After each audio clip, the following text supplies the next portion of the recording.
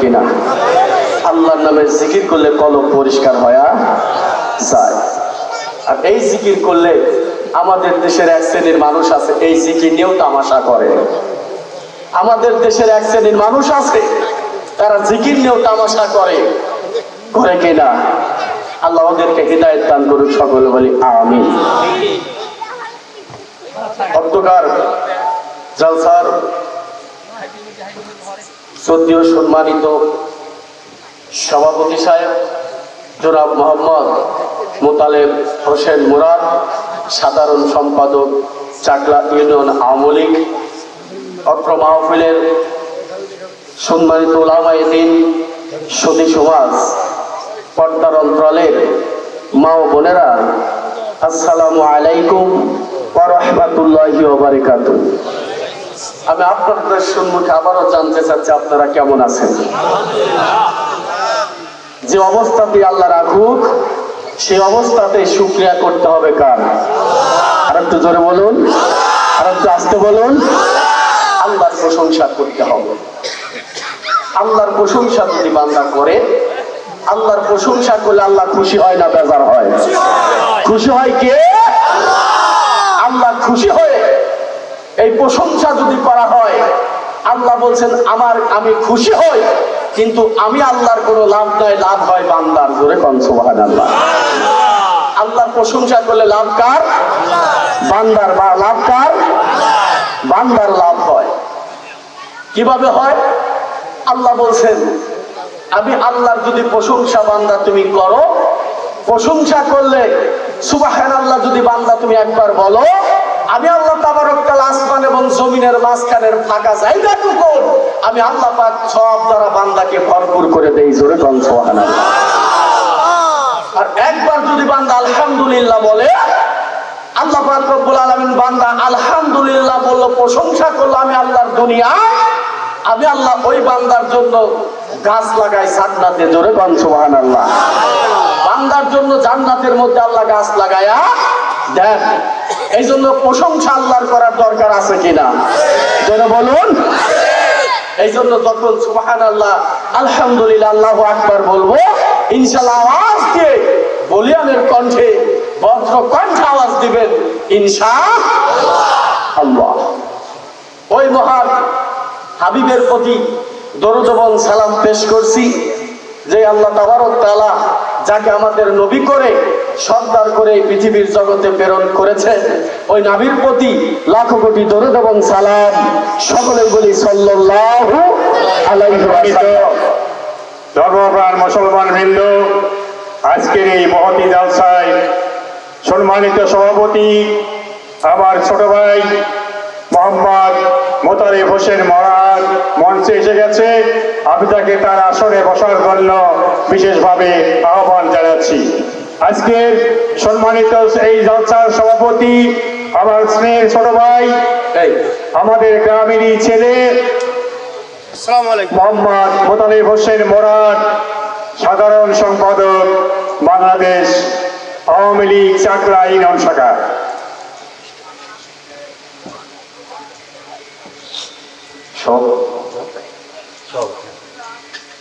নারায়ে তাকবীর, নারায়ে তাকবীর। সভাপতি সাহেবের আগমন।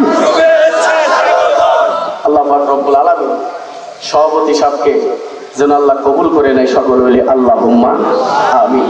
সম্মানিত সুধী সমাজ, আমরা যা বলি আর আপনারা যারা শ্রবণ করেন, আল্লাহ পাক রব্বুল আলামিন সকলকেই যেন নেক আমল করবার মতন তৌফিক দান করে, সকলে বলি আল্লাহুম্মা আমিন। আমি যে আয়াতে কারিমা আপনাদের সম্মুখে তিলাওয়াত করেছি, যে আয়াতে কারিমা তিলাওয়াত করেছি, ওই যেই সূরা থেকে আয়াতে কারিমা তিলাওয়াত করেছি, ওই সূরাটির নাম হলো সূরাতুস সফ। সূরাতুস সফ। এই সূরাতুস সফের মধ্য থেকে আমি দুই টুকরা আয়াতে কারিমা আপনাদের সম্মুখে তিলাওয়াত করেছি। আপনার সূরাটি আল্লাহ পাক রব্বুল আলামিন মদিনা নগরীতে নবীজির উপরে নাজিল করেছেন। জোরে কোন সুবহানাল্লাহ। নাজিলের প্রেক্ষাপটে আসছে অত্র সূরাটির মধ্যে অত্র সূরাটি হলো কুরআনুল কারীমের 61তম সূরা, 28তম পারা। 28তম পারার মধ্য থেকে সূরাতুস সফের মধ্য থেকে 10 এবং 11 নম্বর আয়াতে কারিমা আমি আপনাদের সম্মুখে তেলাওয়াত করেছি। এবং রাসূলের অগণিত লক্ষ হাদিসের মধ্য থেকে বুখারী শরীফের একটি হাদিস আমি আপনাদের সম্মুখে পেশ করেছি। এর উপরেই কিছু কথা বলবো, বাকি মহান আল্লাহ পাকের ইচ্ছা। সকলে বলি আল্লাহুম্মা আমিন। জোরে বলি আল্লাহুম্মা। আল্লাহ যেন আমি গুনাহগারের জবান দিয়ে এর সম্পূর্ণ কথাগুলো সঠিকভাবে পেশ করার মতন যেন তৌফিক দান করে। সকলে বলি আল্লাহুম্মা আমিন। আল্লাহ পাক রব্বুল আলামিন আয়াতে কারিমা মদিনা নগরীতে নাজিল করলেন নবীজির উপরে। মসজিদে নববীর ভিতরে নবী যখন মসজিদে নববীর ইমাম, আর ওই মসজিদের মুয়াজ্জিন হলো সাইয়্যিদনা হযরতে বিলাল ইবনে রিবাহ। জোরে কোন সুবহানাল্লাহ।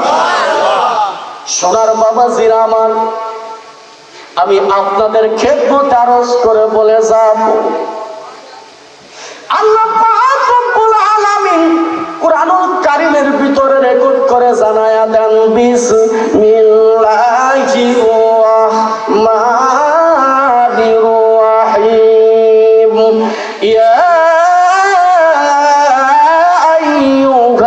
আইয়ুহাল্লাযীনা আমানু হাল আদুল্লুকুম আলা তিজারাতিন তুনজিকুম মিন আযাবিন আলীম। জোরে করে আল্লাহু আকবার। আল্লাহ পাক রব্বুল আলামিন ডাক দিয়ে বলতেছেন, ও দুনিয়ার ঈমানদারেরা, যারা আমি আল্লাহর প্রতি যারা ঈমান আনছো। আল্লাহ কিন্তু গোটা পৃথিবীর মানুষদেরকে আল্লাহ অত্র আয়াতে ডাক দেন নাই। আল্লাহ শুধু যারা ঈমানদার, ঈমানদারদেরকে লক্ষ্য করে আল্লাহ কোরআনে ঘোষণা করেন, যারা আমি আল্লাহর প্রতি যারা ঈমান আনছে, যারা আমি আল্লাহর প্রতি যারা বিশ্বাস স্থাপন করেছে, ওই সমস্ত মানুষদেরকে আমি আল্লাহ পাক রব্বুল আলামিনের একটি ব্যবসার কথা আমি তাদের শিখায়া দেব না। আমি আল্লাহ পাক রব্বুল আলামিন তাদেরকে কি এমন একটা ব্যবসার কথা জানায়া দেব না, যেই ব্যবসাটা করলে ওই যন্ত্রণাদায়ক জাহান্নামের শাস্তি থেকে বান্দা তুমি মুক্ত পাবে। জোরে কোন সুবহানাল্লাহ। এমন একটি ব্যবসার কথা আমি আল্লাহ কি বান্দাদেরকে শিখায়া দেব না, যে ব্যবসা করলে জাহান্নামের যন্ত্রণাদায়ক শাস্তি থেকে বান্দা রেহাই পাবে। জোরে কোন সুবহানাল্লাহ। সোনার বাবাজিরা আমার, আল্লাহ পাক রব্বুল আলামিন ডাক দিয়ে জানায় দিয়েছেন, ও ঈমানদার বিশ্বাসী মুমিন বান্দারা, এই পৃথিবীর জগতে যারা আমি আল্লাহর প্রতি যারা ঈমান আনলে, আমি আল্লাহর প্রতি ঈমান আনবার পরে আমি আল্লাহর সাথে বান্দা যদি ব্যবসা করো, আমি আল্লাহ তোমাকে জাহান্নামের শাস্তি থেকে মুক্ত দিয়া দেব। আল্লাহ পাক রব্বুল আলামিন জানায়া দিচ্ছেন, বান্দারে, ও ঈমানদার বিশ্বাসী মুমিন বান্দা, তুমি আমি আল্লাহর সাথে যদি বান্দা ব্যবসা করতে যাও, কি দ্বারা তুমি ব্যবসা করবে? আল্লাহ পাক রব্বুল আলামিন অপর আয়াতে আল্লাহ জানায়া দিচ্ছেন, তুমিনুনা বিল্লাহি ওয়া রাসূলিহি ওয়া তুজাহিদুনা ফি সাবিলিল্লাহি বিআমওয়ালিকুম ওয়া আনফুসিকুম, যালিকুম খায়রুল লাকুম ইন কুনতুম তা'লামুন। আল্লাহ পাক রব্বুল আলামিন জানায়া দিল, ও দুনিয়ার ঈমানদারেরা, পূর্ণ বিশ্বাসী মুমিন বান্দারা, আমি আল্লাহর প্রতি যারা ঈমান এনেছো, আমি আল্লাহর সাথে যদি বান্দা তোমরা ব্যবসা করতে যাও, তাহলে বান্দা কিভাবে তোমরা ব্যবসা দুনিয়ার বুকে করবে? আল্লাহ পাক রব্বুল আলামিন জানায়া দিয়েছেন, অতুজাহিদুনা ফি সাবিলিল্লাহ, আমি আল্লাহর রাস্তায় বান্দা তোমরা সংগ্রাম করবে। কি দ্বারা তোমরা সংগ্রাম করবে? কি দ্বারা আমি আল্লাহ পাক রব্বুল আলামিনের সাথে ব্যবসা করবে? আল্লাহ বলে দিয়েছেন, বিআমওয়ালিকুম ওয়া আনফুসিকুম। আমার আল্লাহ পাক রব্বুল আলামিন বলে দেন, বান্দারে, আল্লাহর সাথে বান্দা ব্যবসা করতে হলে তোমার বান্দা তোমাদেরকে জানের জায়গায় জান আর মালের জায়গায় মাল দিতে হবে। জোরে কোন সুবহানাল্লাহ। কি করতে হবে? জানের জায়গায় জান, মালের জায়গায় মাল দিয়া সংগ্রাম করতে হবে। একটু আল্লাহরে ডাকুন লা ইলাহা।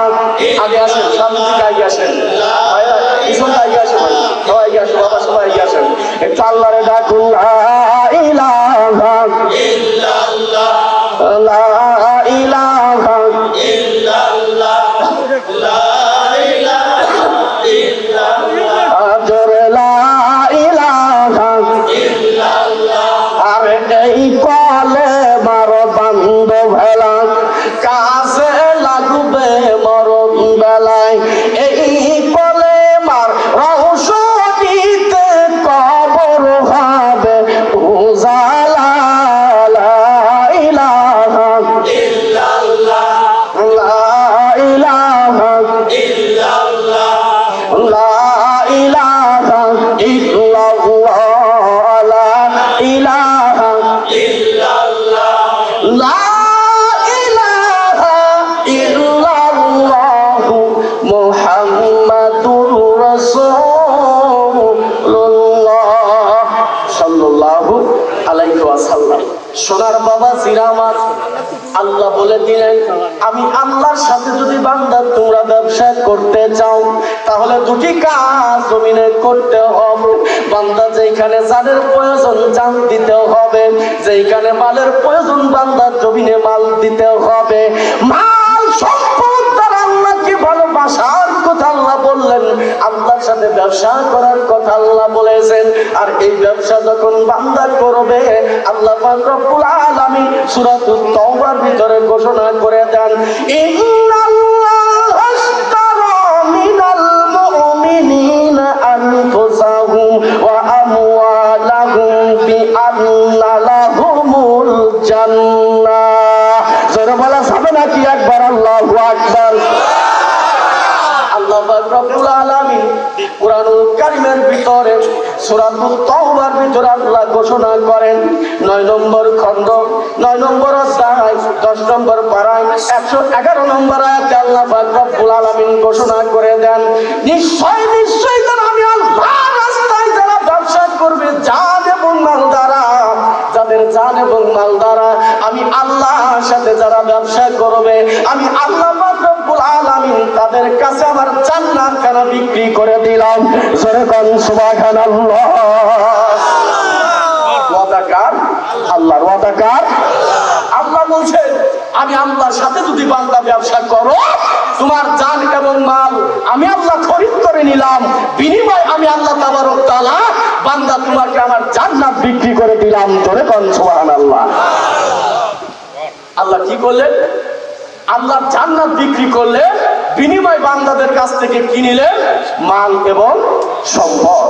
আল্লাহ বলছেন এই মাল এবং সম্পদ বিনিময় আমি আল্লাহ আমার জান্নাত খানা বান্দাদের কাছে বিক্রি করলাম। জোরে কোন সুবহানাল্লাহ।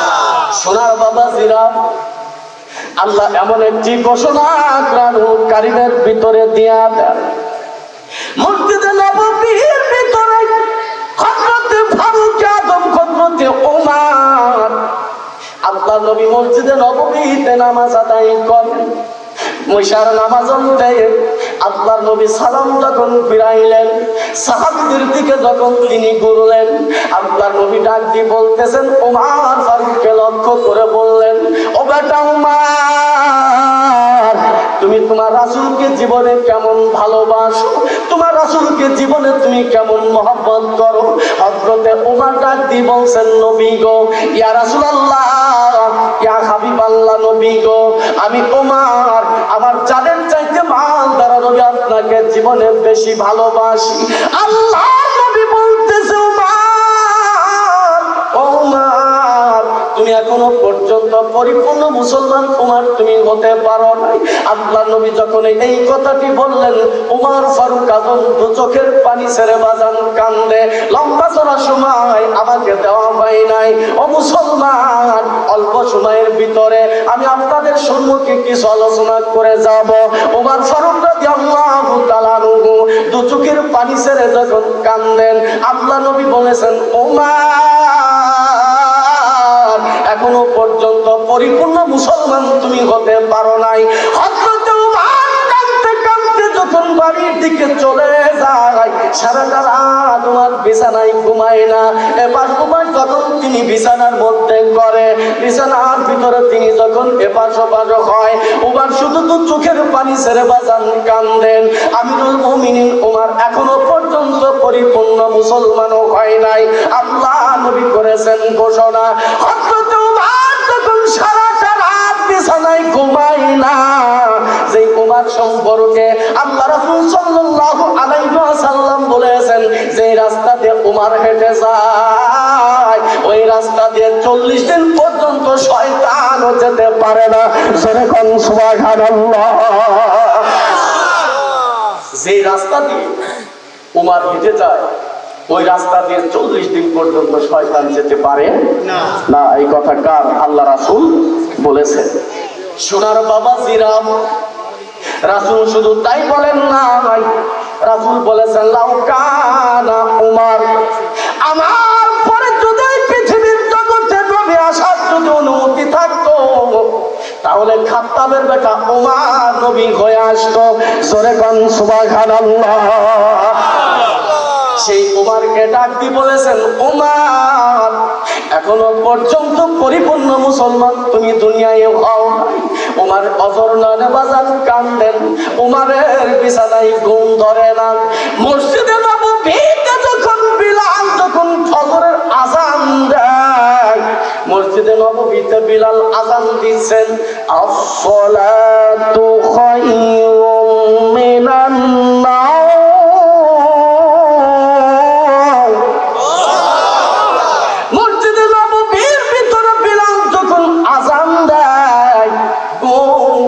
নামাজ উত্তম।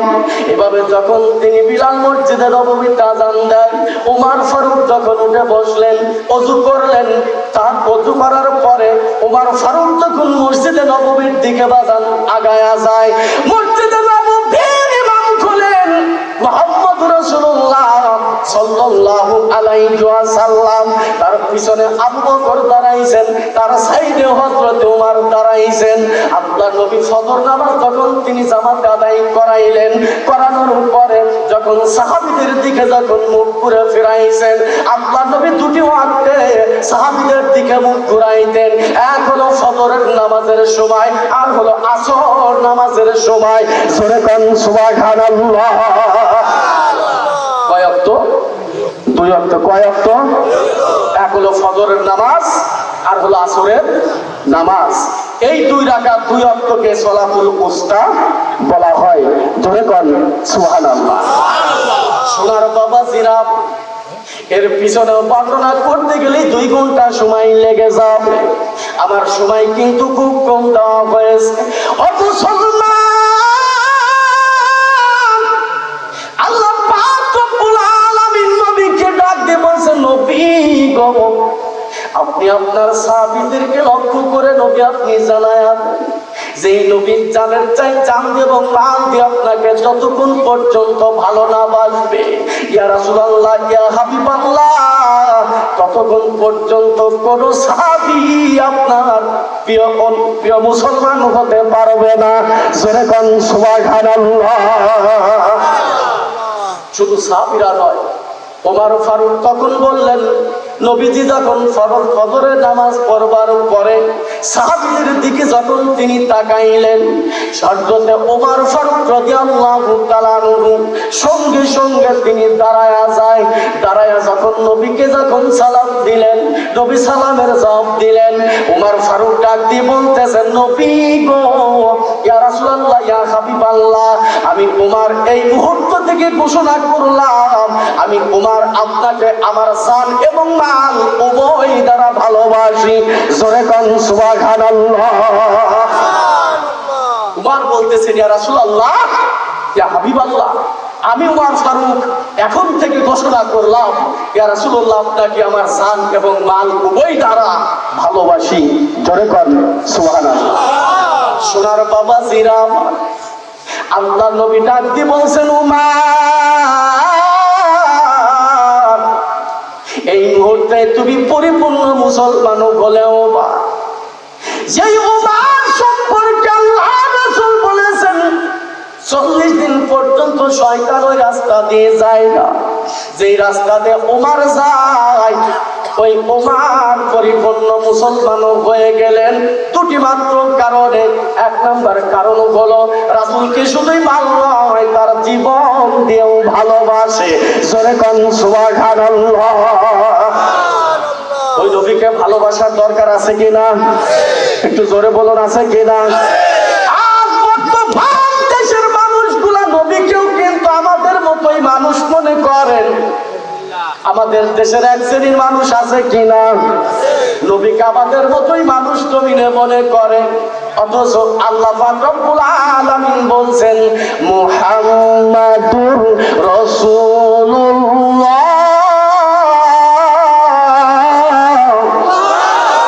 আল্লাহ পাক রব্বুল আলামিন বলে দিয়েছেন দুনিয়ার জিন্দেগিতে আমার রাসূলকে আমি রাসূল হিসাবে জমিনে প্রেরণ করেছি। জোরে কোন সুবহানাল্লাহ। রাসূলকে আমাদের মতো মানুষ ভাবা যাবে? যাবে? সত্য একটা দৃষ্টান্ত দিয়ে যাব, সত্য একটা দৃষ্টান্ত আমি দিয়ে যাব। আল্লাহ নবী যখন রাস্তা দিয়ে হেঁটে যাইতেন, সিরিয়ার মাটিতে একদিন নবী চলে গেছে, হযরত আবু বকর সঙ্গে রয়ে গেছে, আবু তালিব নবীদের সঙ্গে রয়ে গেছেন। আবু তালিব যখন চলে গেলেন সিরিয়াতে, আল্লাহ নবীও চলে গেছেন সিরিয়ার মাটিতে। বুহাইরা রাকিব নামে একজন খ্রিস্টান পাদ্রী ছিলেন, যার নাম হলো বুহাইরা রাকিব। ওই বুহাইরা রাকিবের বাড়ির পাশে যখন তাবু টানানো হয়, আবু তালিব আমার রাসূলের সাথে তিনি সিরিয়াতে ব্যবসার জন্য যায়। আল্লাহ নবী যেখানে বসে গেছেন, বুহাইরা রাকিব নজর করে তাকায়া দেখলেন আব্দুল্লাহর বেটা মুহাম্মদ যেখানে বসে রয়ে গেছেন, এবং ওই আবু বকর মানুষগুলা যেখানে তাবু টানাইছেন ওইখানে এক খন্ড মেঘ বেলা ছায়া দান করে। জোরে কোন সুবহানাল্লাহ। সোনার বাবাজিরা আমার, বুহাইরা রাকিব তখন আবু তালিবকে ডাক দিলেন, আবু তালিব রে। ওই বুহাইরা রাকিব ডাকলেন, আবু তালিব রে, ওই যে তাবুর উপরে ভিতরে কে রয়ে গেছেন, তাবুর ভিতরে কে রয়ে গেছেন? আবু তালিব ডাকতে বলতেছেন, বুহাইরা রাকিব, ওই তাবুর ভিতরে আমার একজন ভাতিজা রয়ে গেছেন, যার নাম হলো মুহাম্মদ। এই দুনিয়ার বুকে তার নাম হলো মুহাম্মদ। বুহাইরা রাকিব বলতেছেন, আবু তালিব রে, ওই যদি আবু তালিব যদি মুহাম্মদ হয়, আমি তাওরাত এবং ইনজিল কিতাবের ভিতরে দেখেছি মিম্বাদি ইসমু আহমদ। দুনিয়ার বুকে তার নাম হবে মুহাম্মদ, আর আসমানে তার নাম হবে আহমদ। জোরে কোন সুবহানাল্লাহ। আবু তালিব রে, ওই ব্যক্তি যদি মুহাম্মদ হয়, ওর বাবার নামটা কি বলা যাবে না? আবু তালিব ডাক দিয়ে বলছেন, বুহাইরা রাকিব, ওই মানুষটার নাম হতেছেন মুহাম্মদ, তার বাবার নাম হলো আব্দুল্লাহ, মার নাম হতেছে আমিনা, তার জন্ম হলো মক্কার মাটিতে। বুহাইরা রাকিব ডাক দিয়ে বলতেছেন, আবু তালিব রে, তোমার বাতিজাকে নিয়ে এই সিরিয়ার মাটিতে বেশি দেরি করবা না। এই সিরিয়ার খ্রিস্টানেরা যদি জানতে পারে এই আব্দুল্লাহর বেটা মুহাম্মদ যে ভবিষ্যতে তিনি নবী হবে, আব্দুল্লাহর বেটা মুহাম্মদ সাল্লাল্লাহু আলাইহি ওয়াসাল্লাম ওই মানুষটা দুনিয়ার বুকে আগমন করেছেন, এবং শুধু তাই নয়, সিরিয়ার মাটিতে আগমন করেছে। ওই খ্রিস্টান ইহুদিরা যদি জানতে পারে আবু তালিব, তাহলে তোমার বাতিজাকে দুনিয়ার বুকে জীবিত রাখবে না। জোরে কোন নাউজুবিল্লাহ। বুহাইরা রাকিব দেখলেন যেই তাবুটা টানাইছেন তাবুর উপরে এক খন্ড মেঘ ছায়া দান করে। জোরে কোন সুবহানাল্লাহ। সোনার বাবাজিরা আমার, তাহলে সেই রাসূলের মাথার উপরে যদি ছায়া দান করে ফেরেশতা, এক খণ্ড মেঘ হয়ে যখন ছায়া দান করে, আমি আপনি যখন রাস্তা দিয়ে হাঁটি, একটা দিনের জন্য তো দেখলাম না, আমার আপনার মাথার উপর দিয়ে একখানা মেঘ ছায়া দান করে। জোরে কোন কথা ঠিক কিনা? কেমন করে রাসূলকে আমাদের মতোই মানুষ বলা হয়? আবার ভাবেই আসে না, বুঝেই আসে না, আবার বুঝে আসে না যে রাসূল কেমনে আমাদের মতো মানুষ হয়। যেই রাসূল রাস্তা দিয়ে হেঁটে গেলে কোনো ছায়া পড়তো না, যেই রাসূল রাস্তা দিয়ে হেঁটে গেলে মেঘবেলা রাসূলের মাথার উপরে ছায়া দান করে, যেই রাসূল তার মুজিজাত, ওই মুজিজার দিকে লক্ষ্য করে খাদিজাতুল কুবরা কিন্তু ইসলাম গ্রহণ করলেন। জোরে কর সুবহানাল্লাহ। বিরক্ত হচ্ছেন? সোনার বাবা জিরা আমার, এবার যখন তিনি দুনিয়ার বুকে, হযরতে ওমর যখন পরিপূর্ণ মুসলমান, তখন থেকে হয়ে যায় আল্লাহ নবী মসজিদে নববীর ভিতরে যখন নামাজ আদায় করেন, ওই মসজিদ খানা সর্বপ্রথম তৈরি করলেন 10 দিরহামের বিনিময় হযরত আবু বকর। আল্লাহ নবী যখন বললেন এইখানে মদিনার মাটিতে নামাজের জায়গা বানাইতে হবে, হযরতে আবু বকর বললেন নবী গো, আমি নবী গো, এই মদিনার মধ্যে আমি আবু বকর সর্বপ্রথম 10টি দিরহাম দান করলাম। এই 10টি দিরহাম দিয়া আমি আবু বকর মদিনার মসজিদে নববীর জায়গা খরিদ করে দিলাম। আবু বকর 10টি দিরহাম দিয়া যখন তিনি মসজিদে নববীর জায়গা তিনি খরিদ করে দিলেন, মসজিদে নববী যখন তৈরি হয়ে গেল, ও মুসলমান, সর্বপ্রথম নামাজের জন্য আল্লাহ রাসূল ঘর বানাইলেন। আল্লাহ রাসূল মদিনায় যায় কিন্তু বসবাসের জন্য ঘর বানান নাই। সর্বপ্রথম যেই ঘরটা তিনি তৈরি করেন, সেই ঘরটা হলো নামাজের ঘর, আল্লাহর ঘর। জোরে কোন সুবহানাল্লাহ। সোনার যুবকের দলে ওই মসজিদ যখন তৈরি করা হয়, আল্লাহ নবী আবু বকরের 10 দিরহামের জায়গার টাকায় কিনা 10 দিরহাম দিয়ে যখন জায়গা খরিদ করা হয়, ওই জায়গার উপরে মসজিদে নববী কিন্তু তৈরি করা হল। মসজিদে যখন নববীতে যখন নামাজ আদায় করা হয়, সাহাবীরা যখন, কাফেররা যখন আস্তে আস্তে করে যখন মুসলমান হতে লাগলো, আল্লাহ নবী বলেন ও মদিনার সাহাবীরা, এই মসজিদে নববী তার সংকলন হয়, জায়গা পায় না, মসজিদে মুসল্লি বেশি হয়ে গেছে, এই মসজিদে নববীতে জায়গা বাড়ানোর প্রয়োজন। আল্লাহ নবী যখন বলছেন ও মদিনার সাহাবীরা, মদিনার জায়গা মসজিদে নববীতে কম হয়ে যায়, সাহাবা আজমাইনরা দ্বারা, দুনিয়ার বুকে দ্বারা, এই পৃথিবীর জগতে দ্বারা মুসলমান হতেছে, মসজিদে নববীতে জায়গা সংকলন হয়ে গেছে, এই মসজিদের নববীর সম্মুখে যেইটুকু ফাঁকা জায়গা রয়ে গেছে, আল্লাহর কোন বান্দা আসরে এই জায়গাটুকু কার, পরিচয়টুকু নবী যখন জানতে চায়, একজন বৃদ্ধ মুসলমান রাজি বলতেছেন ইয়া রাসূলুল্লাহ, ইয়া হাবিবাল্লাহ, নবী গো, এই জায়গাটুকু হলো আমার, আমি একজন বৃদ্ধ মুসলমান, আমি একজন বৃদ্ধ মুসলমান। ওই বৃদ্ধ মুসলমানকে নবী বললেন শায়েখ রে, আপনি কি এই জায়গাটুকু মসজিদে নববীর জন্য আপনি অক্ষ করতে পারবেন? আপনার নবীর সাহাবী, বৃদ্ধ সাহাবী বলছেন নবী গো, ইয়া রাসূলুল্লাহ, ইয়া হাবিবাল্লাহ, ইয়া রাসূলুল্লাহ,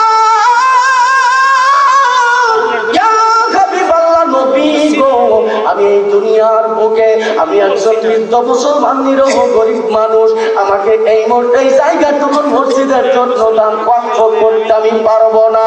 আল্লাহ নবী বলছেন ও মুসলমান, তাহলে এই জায়গাটুকু কি তুমি মসজিদের জন্য বিক্রি করবা কিনা?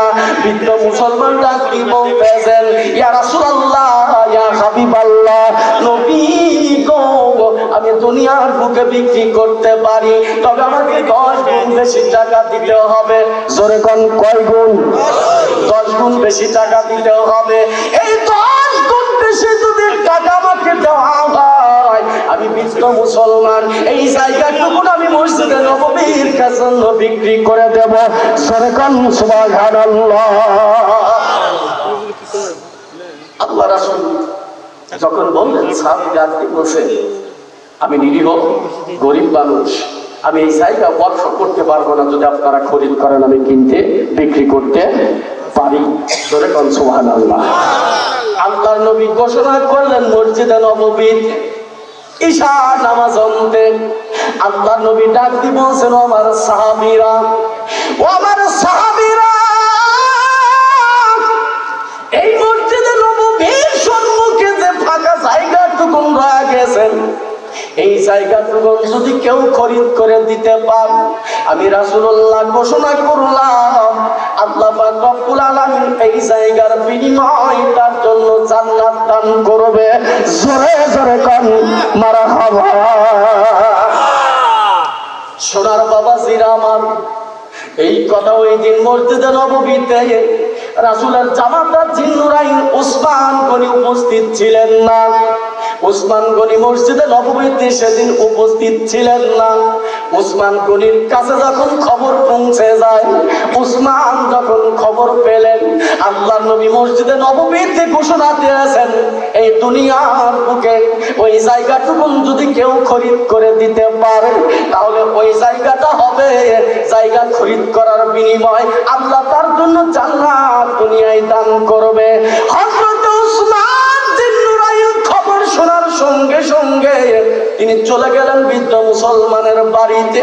বৃদ্ধ মুসলমানের বাড়িতে যখন উসমান গনি চলে গেলেন, উসমান গনিকে বৃদ্ধ মুসলমান যখন নজর করে তাকায়া দেখলেন, ওই বৃদ্ধ মুসলমান চিন্তা করলেন, এই হলো উসমান, যে উসমান এসেছে আমি বৃদ্ধ মুসলমানের বাড়িতে। উসমান কি ওই জায়গাটুকু যতক্ষণ খরিদ না করতে পারবে ততক্ষণ পর্যন্ত উসমান বাড়িতে যাবে না। ওই বৃদ্ধ মুসলমান উসমানকে দেখবার পরে 10 গুণের জায়গায় ওই জায়গার দাম 100 গুণ বৃদ্ধি করে দিলেন। জোরে কোন সুবহানাল্লাহ। 10 গুণের জায়গায় 100 গুণ বৃদ্ধি করে দেন। উসমান নবী বলছেন, ইয়া মুসলমান সাহেব, আপনার জায়গাটা আপনি বিক্রি করার রাজি আছেন কিনা? জোরে কোন সুবহানাল্লাহ।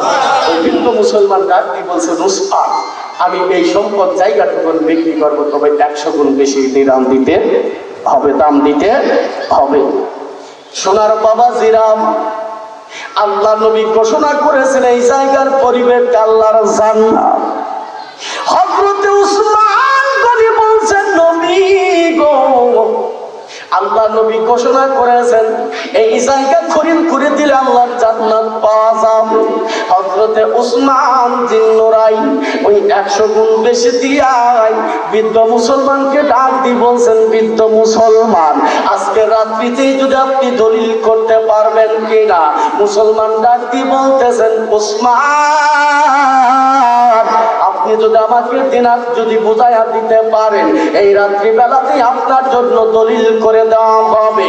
আল্লাহ নবীর সাহাবী হযরতে উসমান জিন্নুরাইন যখন তিনি এই কথা যখন শুনলেন, উসমান গনিকে যখন জায়গা করে দেওয়া হলো, ওয়াকফ করে দেওয়া হয়, উসমান গনি দলিলখানা নিয়ে মসজিদে নববীতে বাজার চলে গেলেন। ফজর নামাজ যখন শেষ হয়ে গেল, হযরতে উসমান জিন্নুরাইন বলছেন, নবী গো, আপনার ওয়াদা ঠিক আছে কিনা?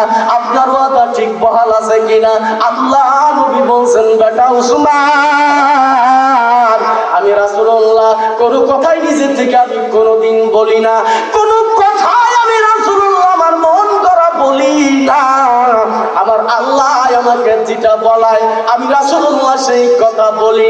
আল্লাহ কুরআনুল কারীমের ভিতরে ঘোষণা করেন, মা ইয়ানতিকু আনিল হাওয়া ইন হুয়া ইল্লা ওয়াহয়ু ইউহা। আল্লাহর নবী বলেছেন, আল্লাহর কাছ থেকে আমাকে যেটা বলা হয় আমি রাসূলুল্লাহ এই দুনিয়ার বুকে সেই কথাই বলি। জোরে বলা যাবে নাকি একবার সুবহানাল্লাহ? আমি রাসূলুল্লাহ আমার মন করা কোনো কথা বলি না। আল্লাহর বাজেট থেকে আমাকে যেটা বলানো হয় আমি রাসূলুল্লাহ তাই বলি। জোরে কোন সুবহানাল্লাহ। সোনার বাবা জিরাম ওই মসজিদে নববীর জায়গাটা খরিদ করে নিয়ে হযরত উসমান গনি বলতেছেন নবী গো, তাহলে এই যে আপনি দলিলখানা বুঝে নেন, আমি উসমান গনি ওই জায়গাটুকুন 100 গুণ বেশি দাম দিয়ে উসমান গনি খরিদ করেছি। জোরে কোন সুবহানাল্লাহ। আল্লাহর নবী বললেন, উসমান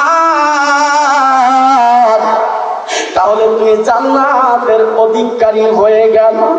আমার আল্লাহ ডাকতে বলতেছেন, হে জিবরাইল চলে যাও, মদিনার মাটিতে তুমি চলে যাও, আয়াতে কারিমা দিয়ে নবীজিকে খবরটুকু জানায়।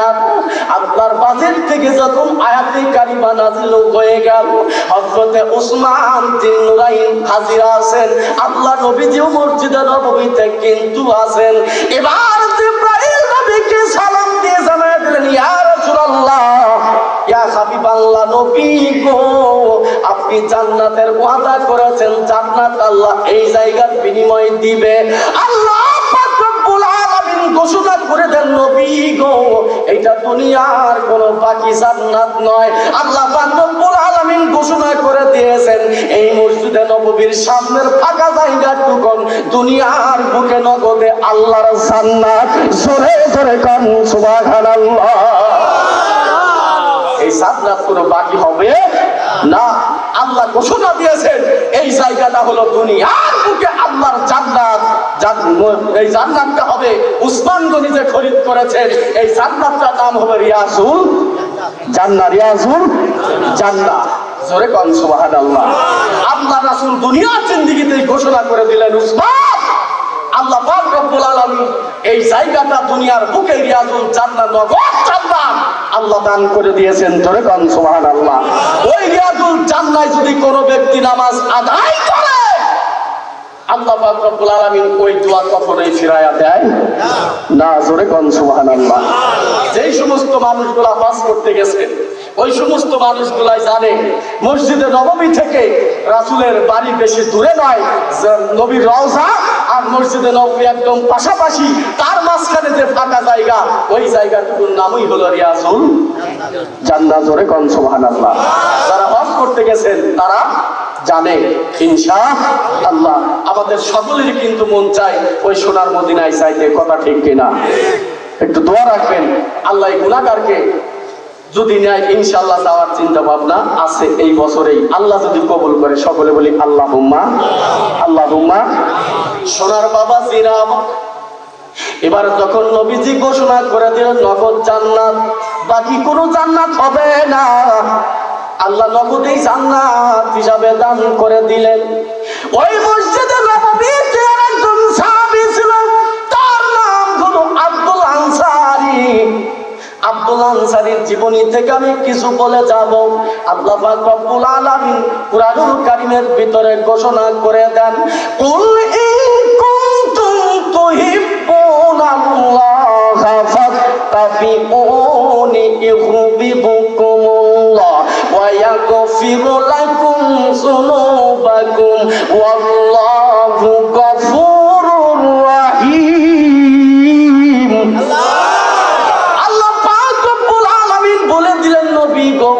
এই পৃথিবীর জগতে আমি আল্লাহকে যারা দুনিয়ার বুকে ভালোবাসতে চাই, আমি আল্লাহকে সরাসরি ওই বান্দা কিন্তু পাবে না।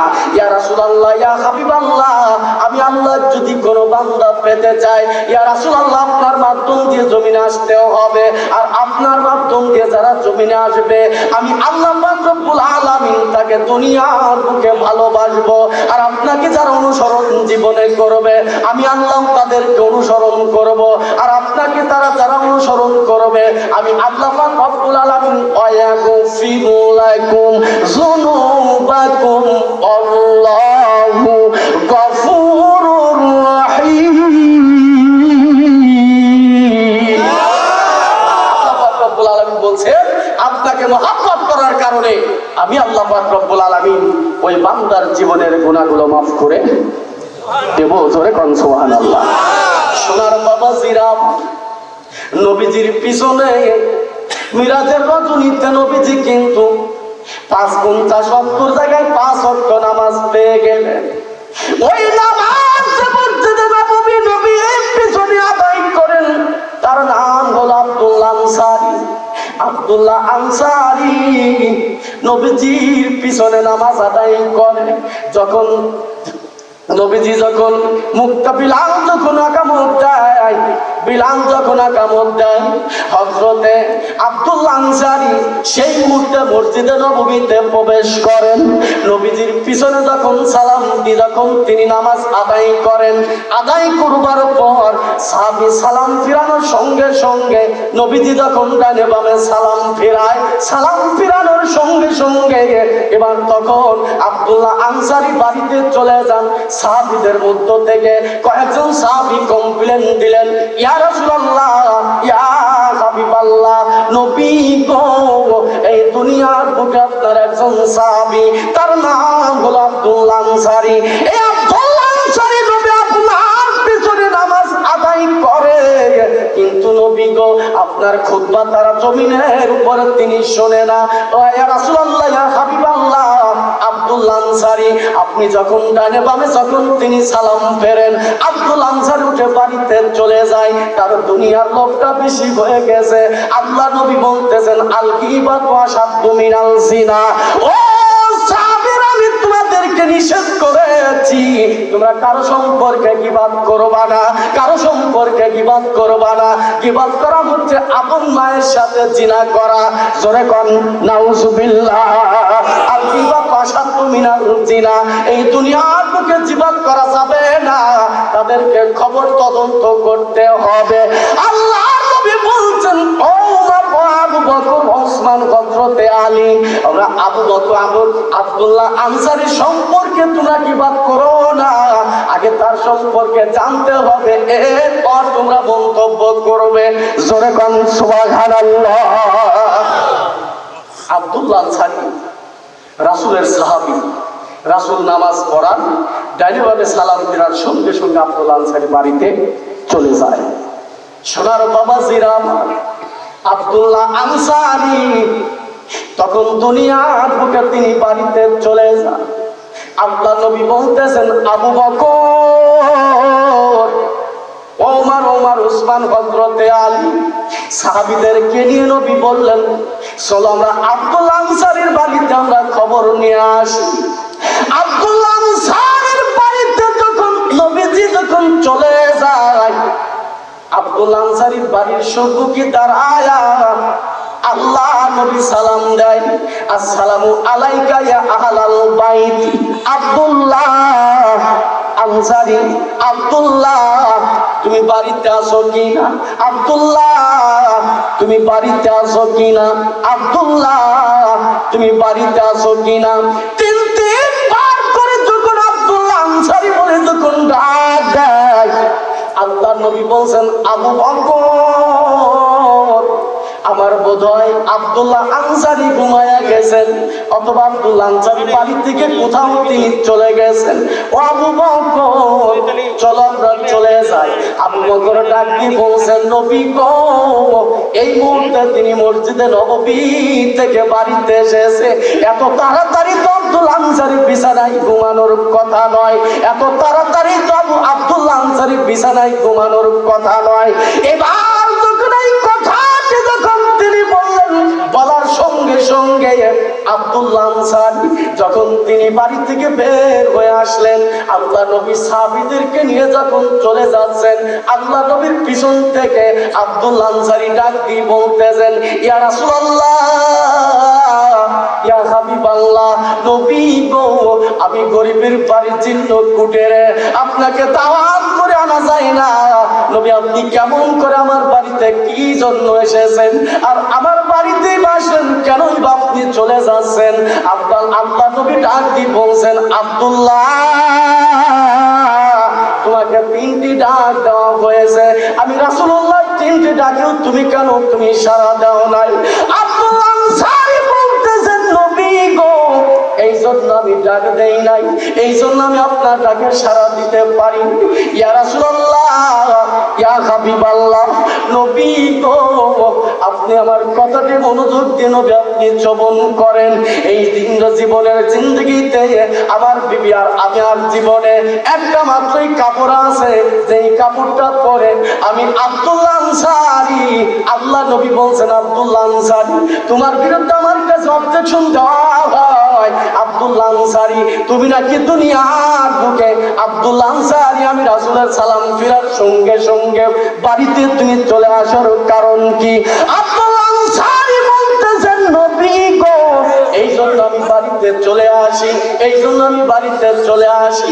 আমার স্বামী স্ত্রীর জীবনে মাত্র আমার স্বামী স্ত্রীর জীবনে মাত্র একটা কাপড়। আমি আব্দুল্লাহ আনসারী যখন আপনার পিছনে নামাজ আদায় করতে যাই, আমার বাড়ির ঘরের ভিতরে একখানা গর্ত করেছি ইয়া রাসূলুল্লাহ ইয়া হাবিবাল্লাহ, ওই গর্তের ভিতরে আমার বিবিকে রাখিয়া আমি আব্দুল্লাহ আনসারী ওই কাপড়টা পরিধান করি, আমি আব্দুল্লাহ আনসারী ওই কাপড়টা আমি জমিনের উপর পরিধান করি, আর আমার বিবিকে আমি গর্তের ভিতর রাখিয়া ইয়া রাসূলুল্লাহ ইয়া হাবিবাল্লাহ আপনার সাথে আমি তাকবীর ওলার সাথে আমি নামাজ আদায় করি।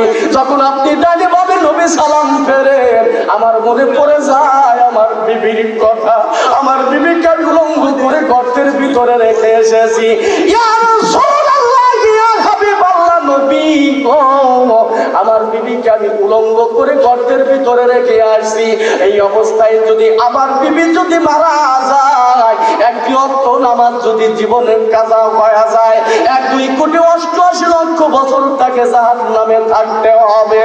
আল্লাহ নবীর সাহাবী আব্দুল্লাহ আনসারী তো চোখের পানি ছেড়ে কান্দেন আর বলতেছেন নবী গো আমাদের স্বামী স্ত্রীর জীবনে মাত্র একটা কাপড়। জোরে কোন কয়টা? আরো জোরে বলুন কয়টা? আমার স্বামী স্ত্রীর জীবনে মাত্র একটা কাপড়, ওই একটা কাপড় পরিধান করে আমি আব্দুল্লাহ আনসারী আপনার পিছনে নামাজ আদায় করি, আর আমার বিবিকে ওই গর্তের ভিতরে আমি রেখে দেই। আমি আব্দুল্লাহ আনসারী যখন বাড়িতে চলে যাই, আমার বিবিকে আমি ওই কাপড়টা তাকে দেই, আমার বিবি কাপড় পরিধান করে, আর আমি দুনিয়ার বুকে তখন ওই গর্তের ভিতরে থেকে যাই। আল্লাহ নবী বলছেন আবু বকর উসমান আলী খবর তোমরা জেনে যাও, আমার সাহাবী আব্দুল্লাহ আনসারী বিনা কারণে আমি রাসূলুল্লাহর কাছ থেকে আগে চলে আসেন। জোরে কোন সুবহানাল্লাহ। সোনার বাবাজিরা আল্লাহর নবীও কান্দেন, আল্লাহর নবীর সাহাবী আব্দুল্লাহ আনসারী বাজান কান্দেন, আবু বকর ওমর উসমান দুনিয়ার বুকে কান্দেন। ইয়া রাসূলুল্লাহ ইয়া হাবিবাল্লাহ দুনিয়ার বুকে এরকম মানুষ এখনো পর্যন্ত আছে। আল্লাহর নবী কান্দেন, উসমানও কান্দেন, আবু বকরও কান্দেন, আলীও কান্দেন। ও মুসলমান, আব্দুল্লাহ আনসারী যখন এই কথাটি বললেন, আল্লাহর নবী বলছেন আবু বকর চলেন যাই, আবু বকর চলেন যাই। আব্দুল্লাহ আনসারী ডাক দিয়ে বলছেন ইয়া রাসূলুল্লাহ ইয়া হাবিবাল্লাহ আপনি আমার বাড়ির মেহমান, আপনাকে আমি মেহমানদারি না করে কেমন করে যেতে? ইয়া রাসূলুল্লাহ ইয়া হাবিবাল্লাহ আপনি কি একবারের জন্য আমি আব্দুল্লাহ আনসারীর বাড়িতে কি যাবেন? জোরে কোন সুবহানাল্লাহ। সুগার মুসলমান বাবাজি আল্লাহর নবীকে যখন বললেন নবী গো আপনি কি আমি আব্দুল্লাহ আনসারীর বাড়ির ভিতরে একটু কি যাবেন? আল্লাহর নবী বলছেন আবু বকর চলো আব্দুল্লাহ আনসারীর বাড়ির ভিতরে। জোরে কোন সুবহানাল্লাহ। সোনার যুবকের দলের ও সোনার বাবাজিরা আমরা দুনিয়াতে সুখ পাইলাম, শান্তি পাইলাম, এরপরেও কিন্তু আমরা জমিনে নামাজ আদায় করি। আল্লাহ রাসূল বলেছেন লা সালাতা লা ঈমান, যার ভিতরে নামাজ নেই তার ভিতরে ঈমান নাই। লা সালাতা লা দীনা, যার ভিতরে নামাজ নাই তার ভিতরে দ্বীন নাই। বাইনাল আবদি কুফরি তারকু সালাত, যার ভিতরে নামাজ নাই, নামাজ আর কাফেরের মধ্যে পার্থক্যটাই হলো নামাজ। ও মুসলমান, আল্লাহ নবী বলতেছেন আবু বকর চলো আমরা চলে যাই। আবু বকরকে সঙ্গী করে যখন তিনি আব্দুল্লাহ আনসারীর বাড়িতে যখন চলে গেলেন, আব্দুল্লাহ আনসারীর বাড়িতে যাইবার পর তখন আবু বকর লক্ষ্য করে দেখতেছেন ওই বাড়ির আঙ্গিনায় উঠোনের উপরে একটা খুঁটির সঙ্গে আব্দুল্লাহ আনসারীর দুটি সন্তানকে একটি খুঁটির সঙ্গে বাঁধা। জোরে কোন সুবহানাল্লাহ, একটু আল্লাহরে ডাকুন লা ইলাহা ইল্লাল্লাহ। এই জিকিরটা হলো সামনে আগানোর জিকির। একটু জিকির করবেন আর সামনের দিকে আগায় আসবেন। একটা জায়গা সাক্ষী হয়েছে, আপনারা একটা জায়গা বসছেন, ফেরেশতারা ভিডিও করেছে, ওই জায়গা সাক্ষী হয়ে গেছে। আর একটু আগায় আসেন, আর একটা সাক্ষী হয়ে যাবে ইনশাআল্লাহ। একটু আল্লাহরে ডাকুন লা ইলাহা ইল্লাল্লাহ, জোরে লা ইলাহা ইল্লাল্লাহ, জোরে লা ইলাহা ইল্লাল্লাহ। আর একটা আছে, আর এক জায়গায় জালসা আছে আমার। লা ইলাহা ইল্লাল্লাহ, লা ইলাহা ইল্লাল্লাহ, লা ইলাহা ইল্লাল্লাহ মুহাম্মাদুর রাসূলুল্লাহ সাল্লাল্লাহু আলাইহি ওয়াসাল্লাম। সোনার বাবাজিরা আমার, আমি আপনাদের খেদমতে আরজ করে যাব, কিছুক্ষণের মধ্যেই কিন্তু দ্বিতীয় বক্তা চলে আসবে। ও মুসলমান, এবার যখন আবু বকর ডাক দিয়ে বলছেন, ভাই আব্দুল্লাহ, আপনার বাড়ির আঙ্গিনায় খুঁটির সঙ্গে দুটি সন্তান বান্দা, ওই সন্তান দুটি কার? আব্দুল্লাহ আনসারী বলছেন, ভাই আবু বকর, ওই সন্তান দুটি হলো আবার। আব্দুল্লাহ আনসারী বলছেন, ওই সন্তান দুটো আবার। আল্লাহ নবীর সাহাবী আবু বকর বলছেন, নবী গো, তাহলে ওই সন্তানকে কেন বাঁধে রেখেছেন? আল্লাহ নবীও জিজ্ঞাসা করে, আব্দুল্লাহ, তোমার কলিজার টুকরাকে কেন তুমি বেঁধে রেখেছো? আল্লাহ পাক রব্বুল আলামিন কোরআন কারীমের ভিতরে ঘোষণা করেন, ইন্নামা আমওয়ালুকুম আওলাদুকুম ফিতনা, নিশ্চয় নিশ্চয় সন্তান সম্পদ হলো বিপদের কারণ। আবার অন্য আয়াতে আল্লাহ বলছেন, সন্তান সম্পত্তি আবার আল্লাহর রহমত। ও মুসলমান, আব্দুল্লাহ আনসারী ডাক কি বলছেন, আবু বকর, এই আমার দুটি সন্তানকে আমি এই জন্য খুঁটির সঙ্গে রশি দিয়ে বেঁধে রেখেছি। আবু বকর ডাক দিয়ে বললেন যে কেন বেঁধে রেখেছো? আব্দুল্লাহ আনসারী ডাক দিয়ে বলতেছেন, ভাই আবু বকর, ওই যে আমার বাড়ির আঙ্গিনার উপরে দুটি গাছ, আপনি তাকায়া দেখেন, দুটি খেজুর গাছ আমার বাড়ির আঙ্গিনার দিকে হেলে এসেছে। ওই দুটি খেজুর গাছ হলো একজন ইহুদির, ওই ইহুদির খেজুর গাছ আমার বাড়ির আঙ্গিনার উপরে এসেছে। আমি একজন নিরহ গরিব মানুষ, আমার সন্তানদেরকে একবেলা খেতে দিতে পারি, অপর বেলা আমি খেতে দিতে পারি না। আমার সন্তানকে আমি খেতে দিতে পারি, অপর বেলা খেতে দিতে পারি না। আমার সন্তানেরা ক্ষুধার তাড়না সহ্য জমিনে না করতে পেরে, ক্ষুধার তাড়না সহ্য জমিনে না করতে পেরে তিনি দুনিয়ার ওই ইহুদির খেজুর গাছ থেকে খেজুর গুলো পেকে গেছে। ওই খেজুর গুলো আমার বাড়ির আঙ্গিনায়, আমি আব্দুল্লাহ আনসারীর বাড়ির আঙ্গিনায় পরে আমার ছোট্ট ছোট্ট দুটি সন্তান ওই খেজুর গুলা হাতে নিয়ে মুখের মধ্যে উঠায়া দেয়। ওই ইহুদি কোথা থেকে যেন দৌড়ায় আসিয়া আমার সন্তানের মুখের ভিতরে আঙ্গুল ঢুকায়া দেয়। আঙ্গুল ঢুকায়া দেওয়ার পর ওই খেজুর গুলা মুখের ভিতর থেকে বের করে নেয়। ওই খেজুর গুলা মুখের ভিতর থেকে বাদাম বের করে নেয়।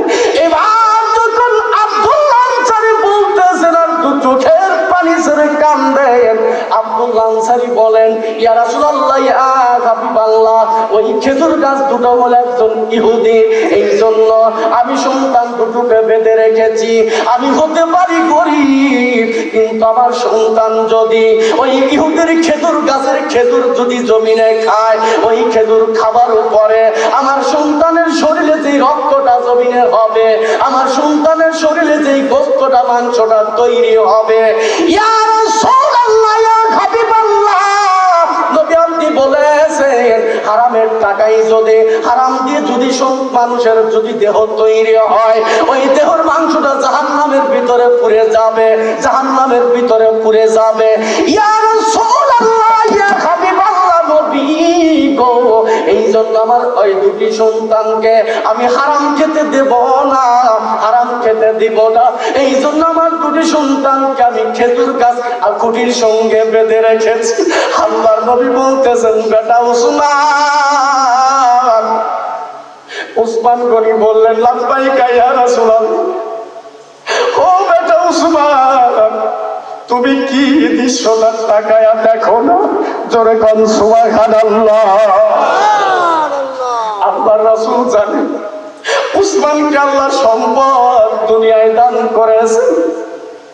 আল্লাহর নবী ডাক দিয়ে বলছেন, বেটা উসমান, তুমি কি আব্দুল্লাহ আনসারীর দৃশ্যটা তুমি তাকায়া দেখো না?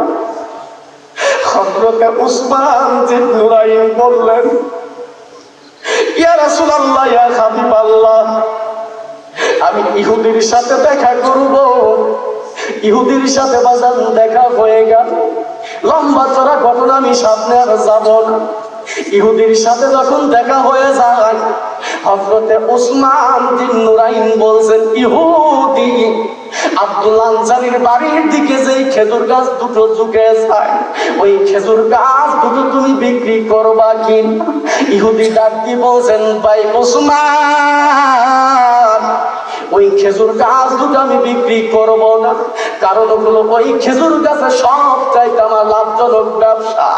এই বাগানের ভিতরে যতগুলো খেজুর গাছ পাওয়া গেছেন, সবচাইতে ওই খেজুর গাছে বেশি খেজুর জমিনে ধরে, আর আমি ইহুদির ওই খেজুর গাছ থেকে বেশি লাভ হয়। এই জন্য আমি ইহুদি ওই খেজুর গাছ দুটো বিক্রি করব না। হযরতে উসমান বিন নুরাইন বলছেন, ওই খেজুর গাছের বিনিময় ইহুদি তুমি কয়টা খেজুর গাছ তুমি চাও? এবার ইহুদি ডাক দিয়ে বলতেছেন, উসমান, ওই গাছের দুটো গাছের বিনিময় আমি ইহুদিকে যদি তুমি 100টি খেজুর গাছ দিতে পারো, আমি যদি বললাম ওই খেজুর গাছ দুটো আমি উসমান তোমার কাছে বিক্রি করে দেব। জোরে জোরে কোন মারহাবা। আল্লাহুম্মা সাল্লি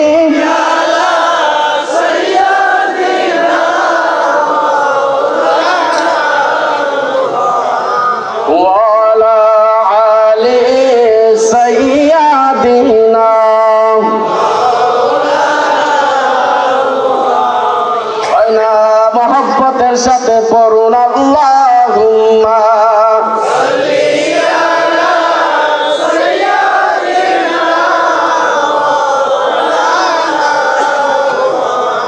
ওয়া আলা আলি সাইয়্যিদিনা। সোনার বাবাজিরা আমার, আমি আর সামনের দিকে অগ্রসর বাজানো হব না। ওই নবীর প্রেম ভালোবাসা কিন্তু জীবনে প্রয়োজন আছে কিনা? আরো জোরে বলুন। রাসূলের প্রেম যদি জীবনে থাকে, তাহলে আল্লাহ রাসূল সুপারিশ করে আমাকে আপনাকে জান্নাতে নিয়ে যাবে। হাউজে কাউসারের পানি রাসূল আমাদের জীবনে পান করাবে। ওই হাসরের ময়দানে উম্মতের জন্য নবী কাঁদবেন, উম্মতের জন্য নবী সিজদায় পড়ে কাঁদবেন। রহমতের ভান্ডার নবীজি উম্মতের কান্ডার, রহমতের ভান্ডার নবীজি উম্মতের কান্ডার। যার ওসিলায় নাজাত পাবো আমরা গুনাহগার। রহমতের ভান্ডার নবীজি উম্মতের কান্ডার, রহমতের ভান্ডার নবীজি উম্মতের কান্ডার। হাসর হবে তামার জমিন, উম্মত বলবে পানি পানি। কাউসার বিলাইবেন নবী, কাউসার বিলাইবেন নবী হইয়া কানাল। রহমতের ভান্ডার নবীজি উম্মতের কান্ডার, রহমতের ভান্ডার নবীজি উম্মতের কান্ডার। যার ওসিলায় নাজাত পাবো আমরা গুনাহগার।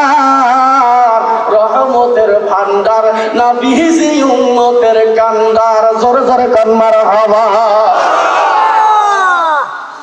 রাসূলকে আমাদের ভুলতে পারে? বলতে পারে? রাসূল কোনোদিনও উম্মতকে ভুলে নাই। সোনার বাবাজিরা, আমি আর সামনের দিকে যাবো না, যেহেতু আর একটা মাহফিল আছে, এখান থেকে যাইতেই আমার আধা ঘন্টা 40 মিনিট লাগবে। ওইখানে প্রধান বক্তা হাটুরিয়া যাইতে হবে। আমি বলেছিলাম ভাইদেরকে, এই জন্যই আমাকে এই জন্য একটু আগে দেন। যাই হোক, যতটুকু আলোচনা করেছি এর ভিতরে যদি ভুল ত্রুটি থাকে ক্ষমা সুন্দর দৃষ্টিতে মাফ করে দেবেন। ইনশাআল্লাহ সামনের 9 তারিখে বোধহয় আপনাদের খাটসারা মসজিদে আসি। উপায় নাই ভাই, এমন পরিস্থিতি হয়েছে, লাগাতার 1 দিন 2 দিন, গতকাল ছিল শুধু একটা, আজকেও 2টা, আগামীকালও 2টা, এবং সম্ভবত ওই দিনও 2টাই আছে। কিন্তু উপায় নাই, রমজান মাস চলে আসছে, এই জন্য বক্তাদের চাপ পড়ে গেছে অনেক। সারা বছর খবর নাই, এখন রমজান মাস আসছে, হুজুরদের ধরে বসেছে। এই জন্য সবারই দরকার। এই জন্য আমি সামনের দিকে অগ্রসর হব না। একটু আমার মাদের সাথে একটি শান গেয়ে মাদের সাথে একটি গজল গাবো, এর মধ্যেই বক্তা চলে আসবে ইনশাআল্লাহ। আপনারা আমার সাথে যতটুকুন পারবেন আমার সাথে একটু গাবেন। মা কেন এত দামি,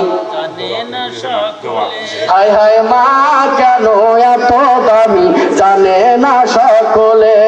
জানতো যদি পড়তো তারা কোরআন হাদিস খুলে, জানতো যদি পড়তো তারা কোরআন হাদিস খুলে। একটি হাতের সব মেলে, মাকে একবার দেখিলে। মা কেন এত দামি, জানে না সকলে। হায় হায় বাবা কেন এত দামি, জানে না সকলে। হায় হায় মা কেন এত দামি, জানে না সকলে। যতটুকুন পারবেন আমার সাথে একটু গাবেন। একটি হাতের সব মেলে, মাকে একবার দেখিলে। মা কেন এত দামি, জানে না সকলে। হায় হায় বাবা কেন এত দামি, জানে না সকলে। নারায়ে তাকবীর, নারায়ে তাকবীর। দ্বিতীয় বক্তার আগমন, নারায়ে তাকবীর। 10 মাস 10 দিন গর্ভে ধারণ করেছিল মা, 10 মাস 10 দিন গর্ভে ধারণ করেছিল মা। সহ্য করেছিলেন মায়ের কতই যন্ত্রণা, সহ্য করেছিলেন মায়ের কত যন্ত্রণা। সেই মাকে আজ কষ্ট দিলে, খোদার আরশ সহে না। মা কেন এত দামি, জানে না সকলে। হায় হায় বাবা কেন এত দামি, জানে না সকলে। জানতো যদি পড়তো তারা কোরআন হাদিস খুলে, জানতো যদি পড়তো তারা কোরআন হাদিস খুলে। একটি হাতের সব মেলে, মাকে একবার দেখিলে।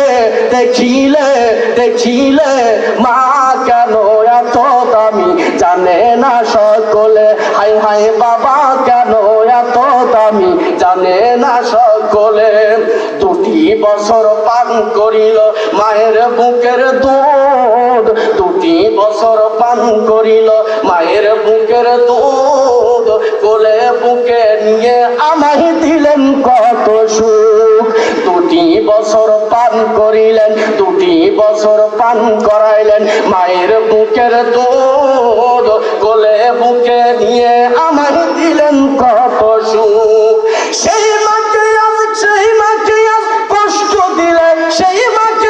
কষ্ট দিলে, খোদার আরশ সহে না।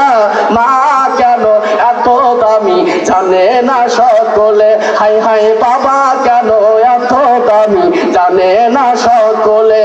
জানতো যদি পড়তো তারা কোরআন হাদিস খুলে, জানতো যদি পড়তো তারা কোরআন হাদিস খুলে।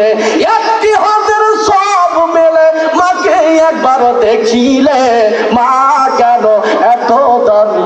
জানে না সকলে, জোরকান মারহাবা। সোনার বাবাজিরা, ভাইরা, আমি আপনাদের কাছ থেকে মাপ চেয়ে নিচ্ছি।